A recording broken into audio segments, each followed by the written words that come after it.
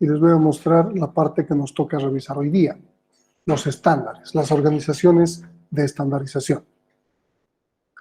Este texto nos dice que obviamente todo está estandarizado. Si queremos comprar llantas para un automóvil, podemos elegir diferentes marcas, pero lo que vamos a buscar es un modelo específico, el ancho de la llanta, el alto de la llanta, la trilla, etcétera, etcétera, que están en función de estándares.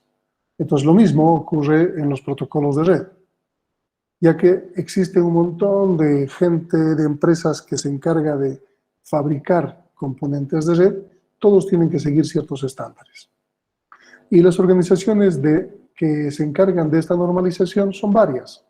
Tenemos estándares abiertos que de alguna manera hacen que muchas empresas puedan crear un dispositivo X. También existen estándares cerrados, como inventos registrados por algunas empresas. Eso significa que ninguna otra empresa puede fabricar un componente de ese tipo. Pero lo que se utiliza en redes, normalmente todo es abierto. Existía un protocolo de Cisco, por ejemplo, llamado EIGRP, que era propietario de Cisco, que solo lo vendía en sus enrutadores. Pero hace unos 3 años más o menos Cisco ha liberado el código para que cualquier fabricante pueda incorporar. El detalle está que nadie confía en otro y no he visto que otro fabricante incorpore este protocolo. Más bien, lo que han hecho es que los protocolos abiertos, por ejemplo el OSPF, se incorporen en todos los dispositivos. Entonces han dejado de un lado el IGRP. A un Cisco le da más importancia ahora al OSPF que a su propio protocolo. Entonces existen estándares o organizaciones de estándares que nos permiten trabajar con eso. Un ejemplo típico es el 802.3 de la IEEE, que se encarga de las redes Ethernet, o el 802.11, que se encarga de la comunicación de la inalámbrica. ¿Está bien? Y de alguna forma, que no importa si tenemos un sistema operativo Mac, un sistema operativo Linux o lo que sea, esto debe ser reconocido. El sistema operativo tiene que incorporar los elementos del protocolo TCP/IP, los elementos del protocolo de la tarjeta de red, el driver de la tarjeta de red tiene que estar adaptado para el sistema operativo, pero tiene que funcionar con los estándares. Esa es la idea. Estas organizaciones de estandarización son organizaciones sin fines de lucro. La idea es que puedan generar ciertas normas y reglas para que todo el mundo trabaje en forma ordenada. Aquí tenemos una muestra de los logotipos de distintas organizaciones de estandarización. Vamos a revisarlos un poco más con calma. La IEEE es muy importante para nosotros porque se van a dar cuenta a partir de este tema, justamente el tema 2 que nos vamos a empezar hoy día, que muchos de los elementos que vamos a revisar están en función de sus estándares. Ahora, la IEEE tiene un montón de estándares. Sabemos que la IEEE es una organización de ingenieros electrónicos que maneja una serie de estándares. Pero el detalle está en que nosotros vamos a utilizar un comité específico, la 802. La 802, voy a abrir aquí.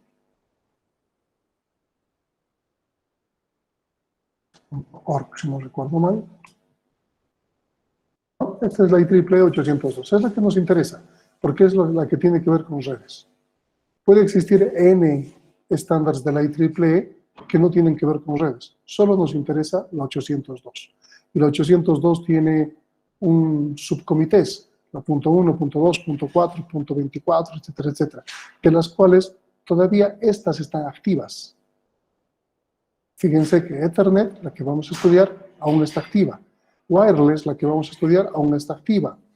Bluetooth, Zigbee está activa. Entonces vamos a utilizar estándares activos. También podemos ver que WiMAX, por ejemplo, ¿dónde están los que están hibernando? Aquí está la lista de los que están hibernando. WiMAX ya está en estado de hibernación, 802.16. Sin embargo, lo vamos a revisar. ¿Ok? Esto es lo que, y estos son los que están dados de baja. Fíjense cómo el control de enlace lógico ya está dado de baja. Sin embargo, nosotros lo vamos a llevar como tema porque es importante. Les había citado en la clase anterior que qué capa se hace cargo de este tipo de control, que lo hacía el control de enlaces, ¿recuerdan?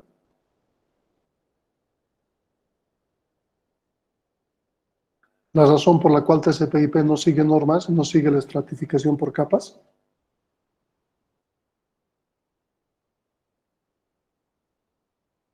¿No han asistido a la clase anterior? ¿No han revisado el video? La capa de transporte se hace cargo de la capa de enlace. Fíjense que la capa de enlace como estándar ya está dado de baja.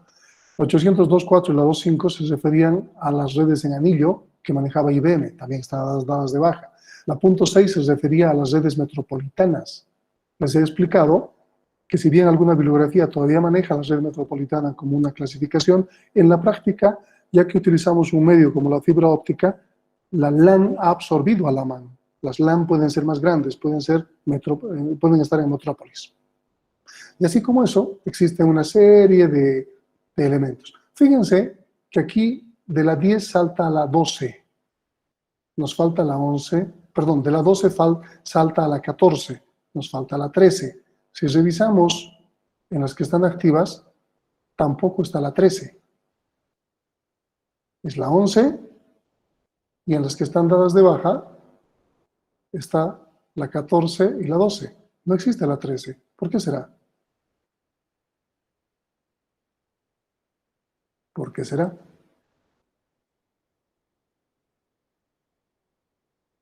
¿Aún me escuchan? Sí, ingeniero, se escucha. Sí, Inge. ¿Por qué será que la 13 no existe? No existe un 802.13. O nunca ha existido. Por superstición, Inge. Exactamente. Supersticiosos. Cuando han creado el comité, no han creado el subcomité .13 porque pensaban que les iba a ir mal. Y si se dan cuenta, la 13 no existe. Sin embargo, como podemos ver también, la 14 que ha ocupado el lugar de la 13 tampoco está funcionando. Así que creo que tenían más razón, ¿no? La 14 es la que tenía la posición 13 y tampoco ya está activa, ha muerto. Ok, volvamos a nuestros estándares. Entonces existe la IETF. ¿Alguien sabe qué es la IETF?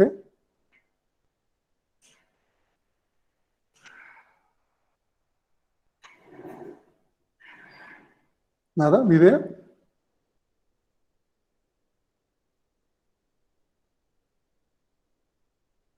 Todo nuevo trabajo que se hace en torno a Internet, incluyendo la IPv6 o cualquier otra actualización que se va a hacer al Internet, la realiza este comité.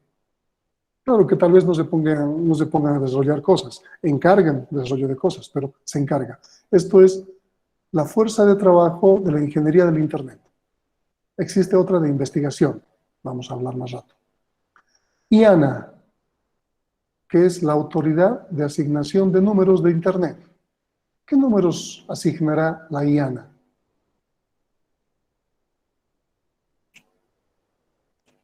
Las IPs, ahorita creo que se está acabando la IPv4 para pasar a la IPv6.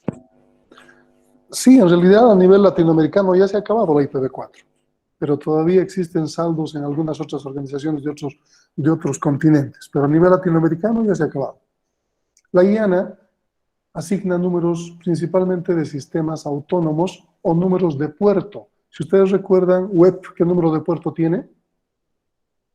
HTTP. 80, Inge. 80. Ese, por ejemplo, está asignado por la IANA. ICANN, ITU, TIA. Esta organización, por ejemplo, define el tipo de cable, define los estándares del tipo de cable de par trenzado. Es un TIA 568A o 568B los que usamos, y está en función de este estándar. La ITU tiene que ver con una organización europea, más que todo, que maneja la parte de telecomunicaciones. Entonces vamos a ver aquí que tenemos una sociedad de Internet llamada ISOC. Esta es una organización que tiene por debajo un consejo de arquitectura de Internet, la IAP. Y más abajo existen las dos organizaciones de las que les he mencionado, la IETF, el Grupo de Trabajo en Ingeniería de Internet, y la IRTF, el Grupo de Trabajo de Investigación de Internet. Todo lo que ocurre en el Internet, como infraestructura, como normas, como reglas, las van a definir esta organización. La Sociedad de Internet por encima, el Consejo de Arquitectura de Internet por debajo, y en la parte operativa, estas dos organizaciones. Existen muchos grupos de trabajo internos y que se encargan de diferentes cosas. Por ejemplo, para la IPv6, esta ha sido la que ha encargado a distintas organizaciones que se propongan diferentes opciones. y se ha definido a través de la IETF un nombre de la IPv6 y se han agarrado lo mejor de cada una de esas propuestas. Esa es una forma de trabajar, es una forma de hacerlo. Aquí tenemos los elementos que nos muestran a qué se dedican cada una de estas organizaciones de estandarización. ¿Está bien? Entonces, esto es lo que nos rige a nivel de Internet. No tanto a nivel de redes, sino a nivel de Internet. Veamos ICANN e IANA, dos organizaciones que están juntas. O sea, la ICANN es la más grande, al igual que la ISOC, que tiene que ver con la organización de estándares de Internet. La IANA, como decía su compañera, se encarga de repartir direcciones, por ejemplo, las IPs, pero también nombres de dominio y también números de puerto, como les he explicado. Bien, ahí está la descripción. Las otras, que hemos descrito un poco, tiene que ver con la IEEE. Es una característica decirle IEEE, ¿no? Tal como muestra aquí, y no IEEE. No se acostumbra. Entonces, el estándar que más nos interesa es este, les he mostrado en su página, y este otro. Esos son los dos estándares que más vamos a recurrir. La EIA tiene que ver con cableados eléctricos, conectores, los racks, donde se pueden montar los equipos. La TIA es responsable de desarrollar estándares de comunicación, que tiene que ver con equipos de radio, telefonía móvil, voz sobre IP, comunicaciones satelitales, etcétera, etcétera, etcétera. Les había dicho que el cable de par trenzado tenía que ver, por ejemplo, con la TIA. ¿Se acuerdan? Ahí tenemos los cables que se van a manejar ahí. La UIT, que tiene diferentes brazos, igual de investigación, telecomunicación, etcétera, es también un organismo de estandarización y tiene que ver con elementos un poco más de arriba que los que maneja la TIA. Por ejemplo, estándares para comprimir videos, televisión, IP, comunicaciones de banda ancha, DSLs, etcétera, etcétera. Pues fíjense cómo se dividen el trabajo de las organizaciones para que podamos seguir ciertas normas y definir ciertos elementos para que cualquier fabricante pueda construir un dispositivo que se adapte y que cumpla y que sea compatible con los demás. Esa es la idea. ¿Dudas? ¿Preguntas sobre esta parte?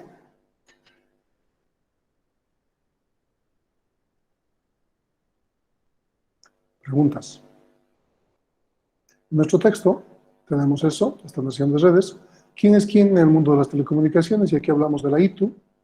Se decía que la ITU tiene ITU-T, ITU-D, ITU-R, es lo que les había anticipado, ¿no?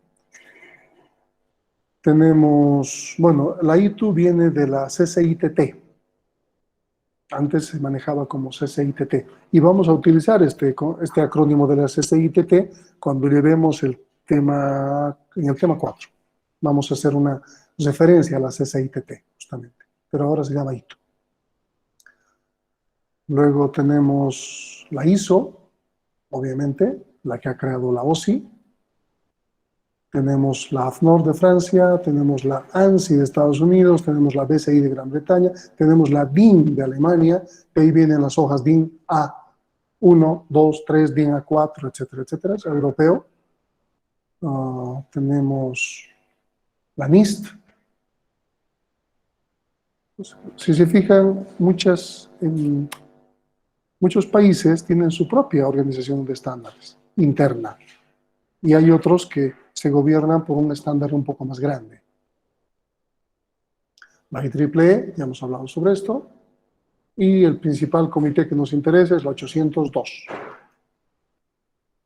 A nivel de Internet, hemos empezado con ARPANET, pero no es una organización de estándares. Sin embargo, se ha terminado con el Consejo para la Arquitectura de Internet, hemos visto, ISOC, luego la IAP, y por debajo de eso tenemos la IETF. Aquí podemos ver un enlace en su texto que nos va a mostrar la organización IETF y los requests for comments, Estos son todos los documentos que los tienen publicados y que tienen que ver con la IETF, ¿no? De todo lo que se maneja en el Internet. Tenemos un sinnúmero de requests for comments. Vamos a usar cualquiera de estos.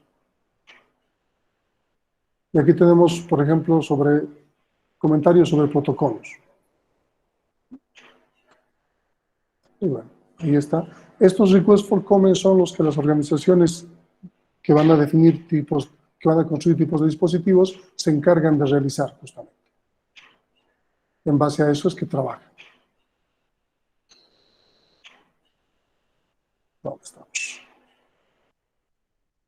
Me he vuelto al mismo lugar.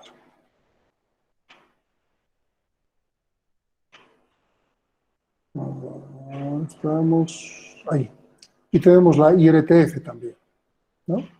Ya saben que es la investigación y la otra es la fuerza de trabajo. Y a finalizar el tema les hablo de la web, aunque no es nuestra área. Para nosotros nuestra área es el Internet. Hay una clara diferencia con la web. Les he mostrado hasta en Historia del Internet, donde la web aparece muchos años después y después de unos años también aparecen los primeros navegadores. La web simplemente es el software que corre sobre la Internet, tal como el correo electrónico, WhatsApp, Group News o lo que hay. Es una aplicación más. Claro que es la más usada. ¿Y quién gobierna la web? Hay un consorcio que se llama World Wide Web, o W3C, que justamente tiene que ver con las directrices y los protocolos que se van a manejar sobre la web. Ha empezado con HTML, pero ahora ustedes conocen que abarca un montón de lenguajes que son más, menos, mejor, peor, que bueno, que el anterior.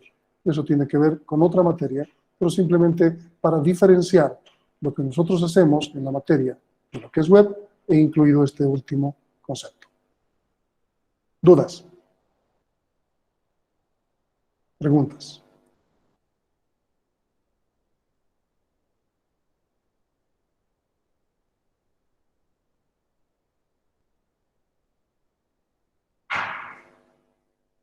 Para que tengamos una adecuada estructura.